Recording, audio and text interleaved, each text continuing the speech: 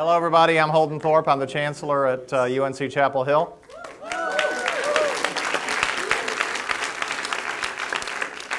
It's a thrill to be here to talk about this topic that's so important to me, and I'm going to tell you about some things going on at Carolina. And this is slightly dangerous because some of the people I'm going to talk about, whose work I'm going to talk about, are here, and I've seen some of them. But if I say your name and I didn't notice you were here, shout out or something like that so that I can recognize you. I'm really happy to be here to give this talk, and especially in this location, which is where 30 years ago I watched the Adventures of Buckaroo Banzai 16 times. So that kind of gives you enough about my background, those of you who don't know me. But the thing that I'm most excited about now is the fact that I believe that a lot of the problems that we're facing in the world are ones that America's great research universities are well positioned to solve. Because at universities, we do two things incredibly well. We attract really talented people, and we create an environment where those extremely talented people can succeed. And we do a third thing, which is that we attract people from lots of different disciplines. And that's important because if you think about a lot of the great problems that are facing, and I've just picked a few to list up here, drought and climate change and inequality and poverty and all of these problems that we're all wrestling with, most of them need people from more than one discipline in order to give us a solution.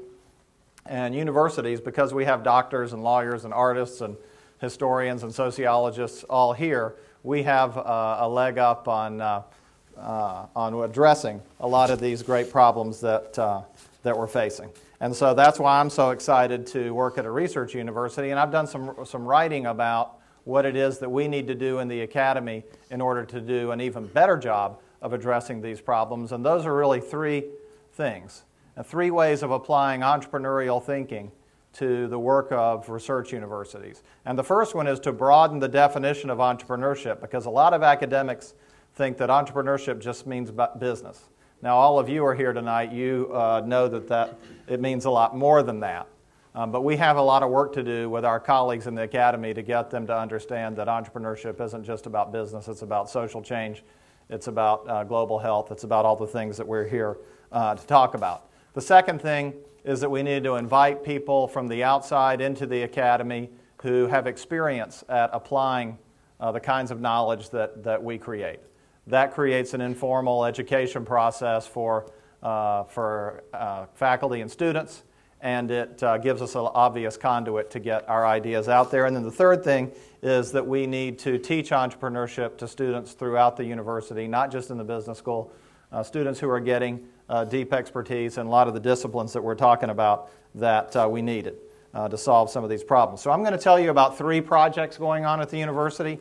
And then I'm going to tell you a little bit about how we take that and leverage it to create a lot of the social change that we're all here interested in. And since we're talking about universities, we're here in Chapel Hill, I just couldn't resist showing a picture of our beautiful campus. But now let me show a picture of a place that truly needs our help. This is a picture taken by some folks working with a faculty member in the School of Public Health named Mark Sobsey, who's interested in clean water. We have a lot of people at Carolina that are interested in water and all of the issues that surround getting clean water and sanitation to the whole world. But one of the things that's interesting about this, so this is this right here is a ceramic filter that many of you have been around Carolina. You see people talking about. This is what you need to purify water in this location, which is I think Cambodia. And of course you need two things. You need technology to determine whether water needs to be filtered, and then you need a filter, and then you need to get the people there to be able to use it. And this is a project where I think in terms of the things we're going to be talking about today, the technology isn't really the thing. It's getting people to use the technology, and the environment that we have in a university we feel is ideal to solving the kind of challenges surrounding how do you get people to adopt something like that. And now let's move on to something a little more technical. So now imagine, so that's one challenge where you need to get behavioral change. Now think about a challenge where you have a highly technical problem, but there is no economic solution to it because In the case of, say, communicable disease, the people who get the disease don't have health insurance and they don't have money to buy medicine, and so the commercial system that we've built to provide new medicines to people is not applicable. And throughout sub-Saharan Africa, there are 36 countries where folks struggle with African sleeping sickness, and even greater number that struggle with a disease called leishmaniasis. Rick Tidwell, who is in our School of Pharmacy and also in the School of Medicine, has worked with the Gates Foundation to develop new drugs for both African sleeping sickness and leishmaniasis.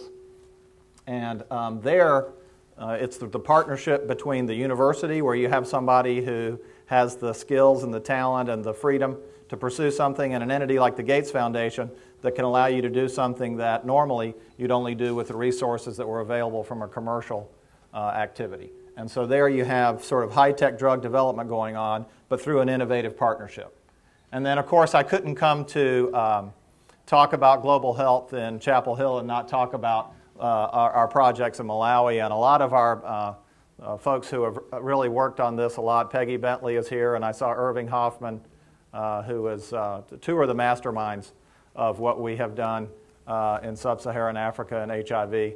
And let me just tell you a little bit. You know, you may have seen in the last few weeks a big announcement from the NIH about how a research team led by Carolina has announced that big finding in the developed world, that if folks who have HIV take their antiretroviral drugs soon enough, that we can dramatically reduce the spread of disease to the sexual partners of the folks who are infected with HIV.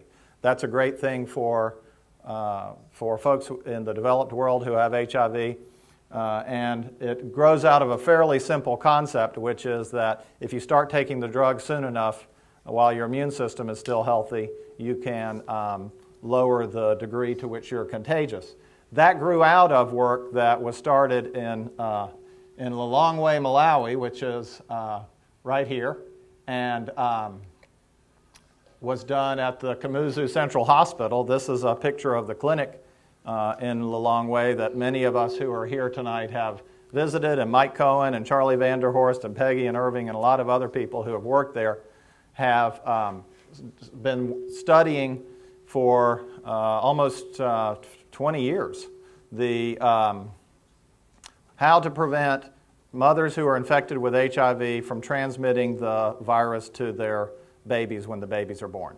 And through a lot of work that has gone on there, what we've shown is that if the mothers start taking the antiretroviral medicine 6 weeks before the baby was born, then the chance that the baby will be born is dramatically reduced. And I've visited this location, and I talked to the head nurse there, and I said, you know, what is it about your work that gets you up every morning? And she said, when a mother who has HIV finds out that her baby was born and the baby doesn't have HIV, it's something that I never get tired of, and it's just an uplifting experience, and we're very proud to be a part of it. And what is exciting about what we did in Lilongwe is that we didn't just go in, get a bunch of data, and leave really nothing behind. We have 300 Carolina employees who are working in Malawi. Most of them are from Malawi. Many of them went to medical school there. Some went to medical school here and went back. And we have created something there which is not just a great feeder for our own understanding of HIV, but a legacy for the people of Malawi who now have the ability to learn to and are providing health care for themselves. So, you know, 3 different challenges I've talked about here. One is a simple technology, how do you get people to use it? A complicated technology, how do you develop the ability to develop it when it's expensive? And then the third thing is, how do you go into a place and generate knowledge and at the same time help a bunch of people and leave something behind when you're gone? So those are 3, I think, very exciting examples of the kind of things we can do at a university.